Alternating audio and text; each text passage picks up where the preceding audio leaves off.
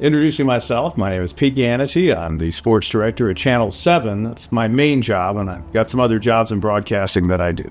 I have been in my role at Channel 7 for now over 34 years in my 35th year, so I always loved the Upstate. I used to live and work over in the eastern part of the state, over in the PD, but I would come up here to cover games and that kind of thing, and I always thought, wow, what a great place. I'd love to end up here. And so from the time I got here, I felt at home. I felt anywhere I've ever worked, I wanted to be woven into the community. And I really feel somebody who does what I do needs to be just that, needs to be getting out and covering local sporting events and really trying to tell the stories as best I and those on my staff can about all that's happening in sports around here. I take it very personally. And it's just been such a fabulous place to be all these years. It's home for myself and my family, and we love it. What milestone or special moment have I been a part of for the Upstate community? Where do I begin? So many unbelievable moments here, and then beyond here, but that impacted back to our region. So many major sporting events, but I'll tell you one that'll always stand out in my mind in terms of being here. The first time we had the NCAA men's tournament at the Well in downtown Greenville. This was March of 2002, and back then it was known as the Bilo Saturday.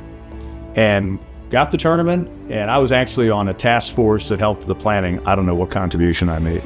The second day of game action was a Saturday, and the way CBS, back when they were the only ones who had the tournament, used to do it, on that Saturday window when you were in the round of 32, they would pick a national game, and that would be seen all over the country between basically noon and about 1:45 to 2 p.m., and then they'd go to other games. And we had Duke with Coach K against Notre Dame, and one of Coach K's former assistants was guiding them, Mike Bray.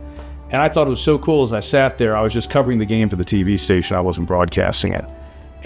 But I'm sitting there and I'm thinking, because to me, if I'm sitting anywhere in the Upstate, it's the Upstate, whether I'm at my TV station in Spartanburg or over Clemson or in Clinton or Greenwood, whatever. But I sat there and it was unbelievable, an unbelievable moment of pride for me to think that an entire national audience is looking out on Greenville, South Carolina, maybe for the first time, because I was trying to think what other sporting event within Greenville itself. And over time, I did some games that were seen nationally on cable out of Wofford on CBS Sports Network. That was a great point of pride to be able to come from the city that I've worked in for 35 years. And so it's just really cool to know and to do what I can to let the world know all the great things going on from a sports standpoint, but also culturally in our little corner of the world. There have been many on my Channel 7 side of the world in terms of impactful stories involving USC Upstate. When they first went over to beat Clemson in baseball just a couple of years ago, that was something to me, because that was a real signature victory for the Division I era, even though the program had been Division I for over a decade at that point. But I thought that was a really important moment for that baseball program. I've called several games here. This will be edited out, but as we speak, I'm calling tomorrow night's game against Charleston Southern.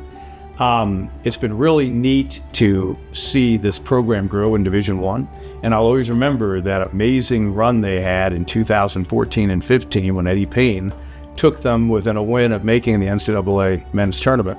And what a great run that was, and they were so close in the game down at North Florida for the Big South, for the Atlantic Sun Championship.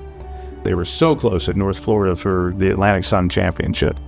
And I'll always remember that team and how special it was. And that is pretty cool to see a guy named Torrey Craig, all these years later, former USC Upstate star, still playing in the NBA. In the NBA, you have either stars, you have specialists, and he's become known as a great defender at his position, and he's a specialist. And it's just really neat to think there's another one of the many players that we've covered here in this area that have gone on to play in either the NBA, Major League Baseball, NFL, and so forth. There were some individuals or organizations that have supported me along the way and how the partnerships shaped my work. Obviously, my primary employer, Channel 7, and the corporations that have owned us over the years have been huge.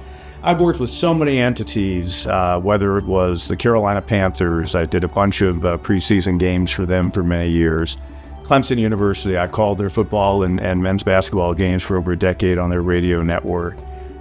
Really around the Upstate and beyond. The Southern Conference has been amazing. Ingalls markets have been just phenomenal. Such a great sponsor for what I do, calling games, but also for what a lot of the things we do at Channel 7. And a huge part of our community outreach is all really guided by Ingalls, and they're tremendous. Every school that I've dealt with, whether it's a college or a high school, either in this region or in this state, have been nothing but fabulous. And I've had such great relationships.